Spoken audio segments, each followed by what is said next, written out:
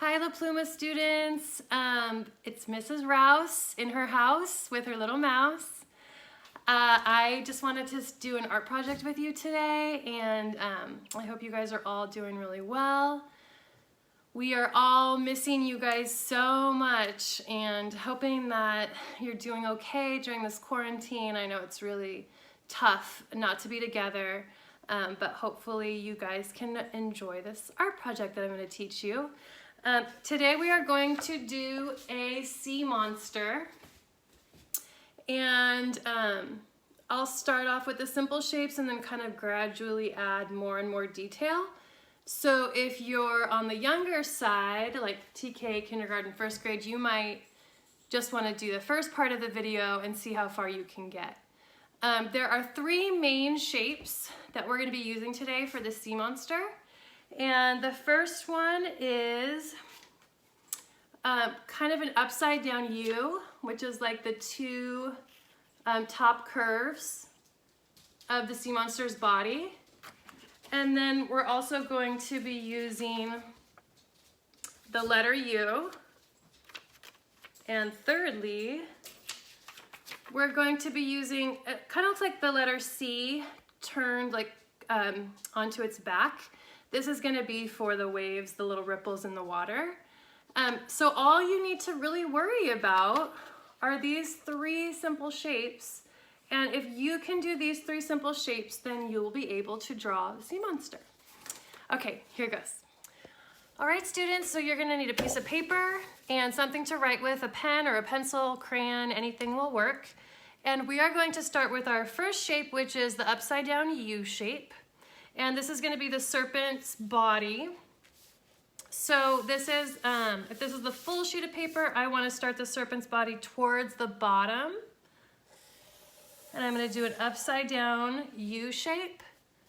And then another upside down U shape right next to it. And they should be about equal in size. Inside of each of those upside down U shapes, I'm going to do a smaller matching U shape. So this is the long cylindrical body of the sea monster. We talked about cylinders before we came on our break, so you remember what those are when we did our can of tomato soup. Okay, so we have the sea monster's body ready now. Part of his body goes under the water and disappears, so we won't see that part. For his neck, we're going to just do a curved line going up, and then another curved line beside it.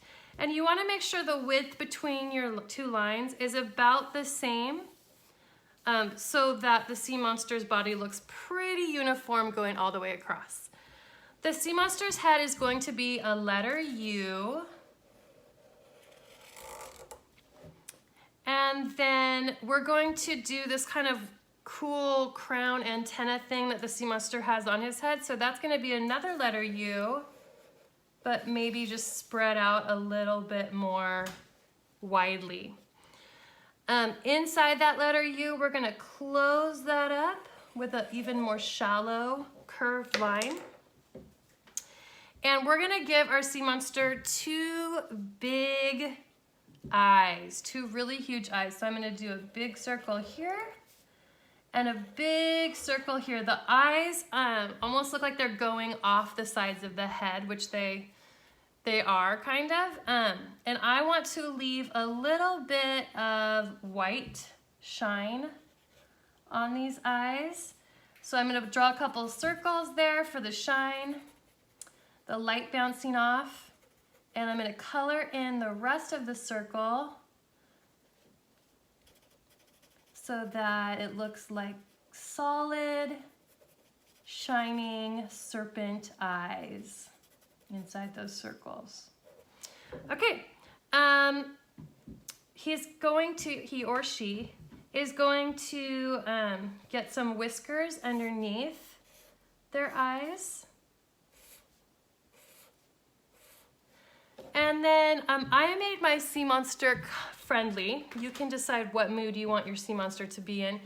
But I am going to make this one smiling as well. And then I am going to give two little dots for nostril holes. I'm going to add some curved lines similar to my whisker lines for eyelashes. You can leave those off if you don't want your sea monster to have eyelashes. And then I'm going to draw these little decorations at the top of the sea monster's crown. So it's just 2 big circles with a smaller circle inside of each one. Okay, I feel happy with that. Okay. We need to go back here and work on the sea monster's tail. I forgot that part. So back behind this, this last shape on your page, we're gonna do a curved line going up. This time I did it a little bit taller than my upside down U, but here mine's a little bit shorter, so you can decide how long you want the tail to be.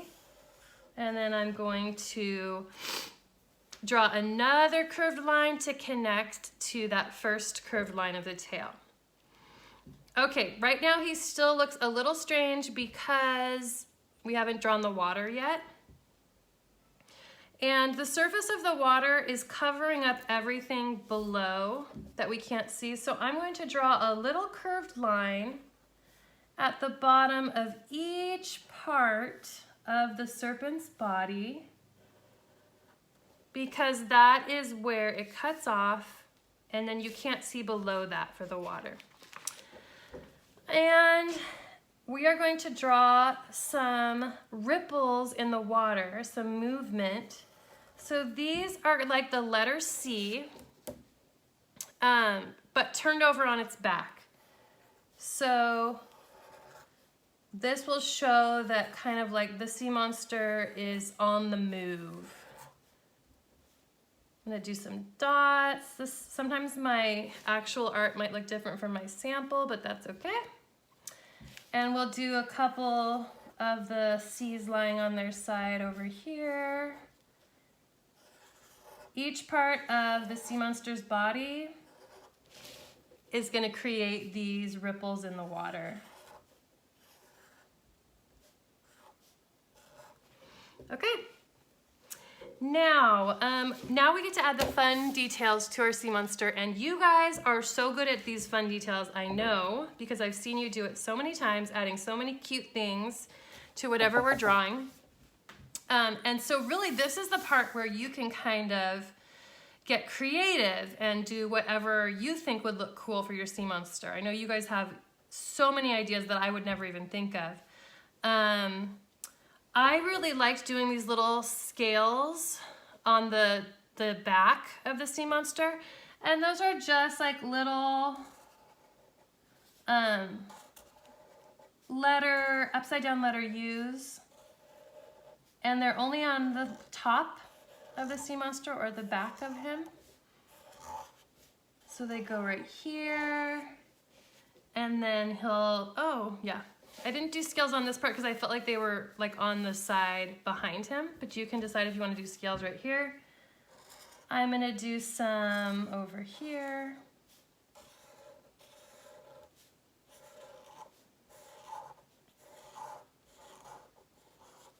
And then I'm going to do some on the tail too. And the tail, the scales would be, because the tail's flipped back, so the scales would be on this side, which would make them on the same side, connecting here, and so forth. Okay, I think that's looking good. You can add some more ripples coming out, some larger curved lines if you'd like to just show the movement in the water. And if you would like to add more detail, like a design on the sea monster's body, you can do that. You can add a design in here. We've talked a lot about pattern this year, so you could do like a zigzag pattern here, you could do a stripe pattern here, you could do polka dot pattern, that would be really cute. You can do a bow or a hat that he's wearing. Lots of ideas of things that you can add. I am going to add a few details. So I'm going to do some stripes right here for his neck or her neck. And these are just slightly curved lines. His body or her body is a cylinder, so we don't just do an exactly straight line across, we do a slight curve just to show that there is a curved side there. And then I think I'll do some more stripes back here for the tail.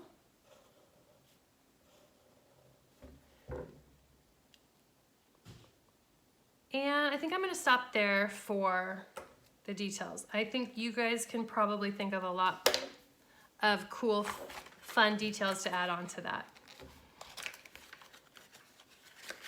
All right, I'm getting my crayons ready.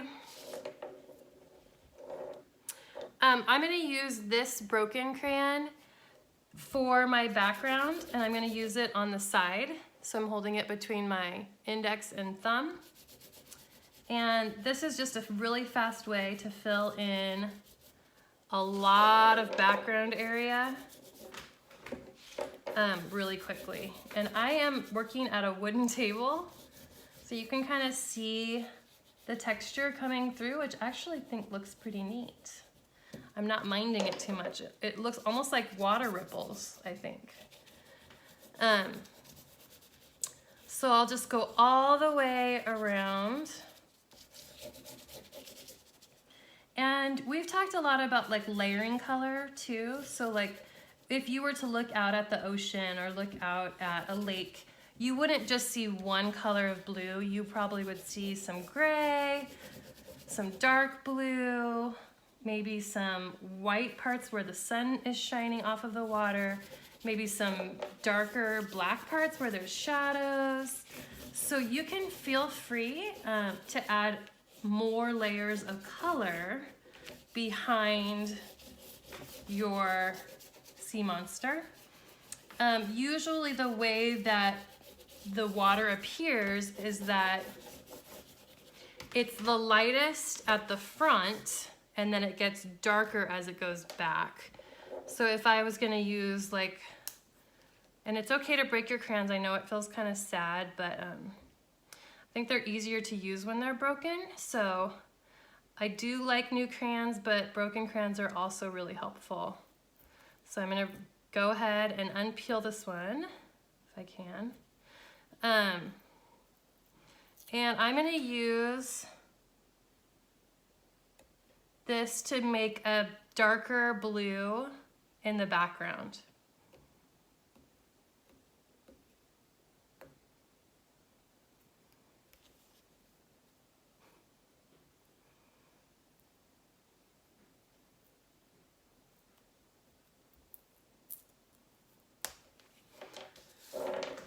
So I'm going to do another layer of blue crayon right on top of the first one. I'm just gonna add some depth. Oops, I went a little bit on my sea monster's face head thing, but that's okay. We'll work on that later and make it look a little bit better.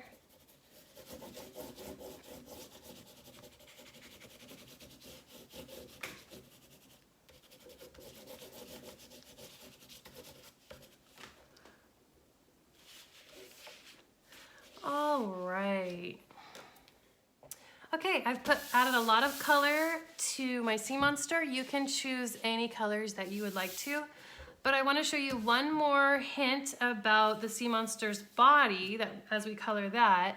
So I'm going to color the sea monster's body with yellow, just like a regular yellow.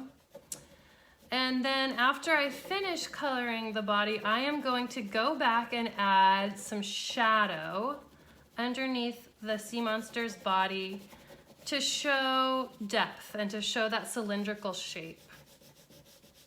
So we know that the sun is above the sea monster, so the parts of the sea monster's body that are underneath would be darker because the sun would not be shining directly on them. So that is the part that will shade in just a moment.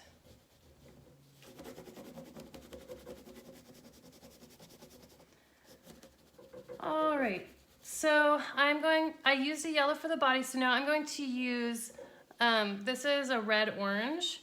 And so this front or this bottom smaller U shape right here is going to get the darker color near it to show that this part of the sea monster's body is in the shadow.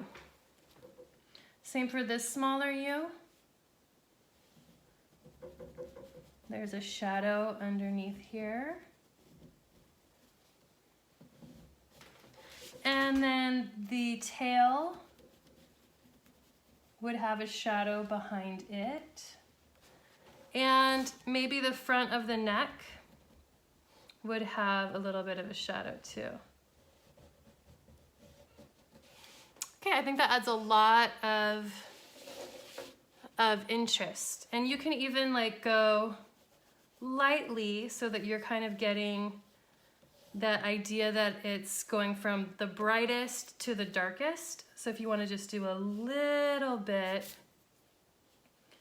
of lightly colored orange,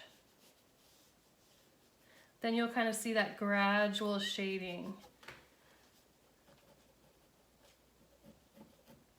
All right, and that is our sea monster. I hope you guys enjoyed this lesson, and I would love to see what you guys come up with. Thank you so much. Bye-bye.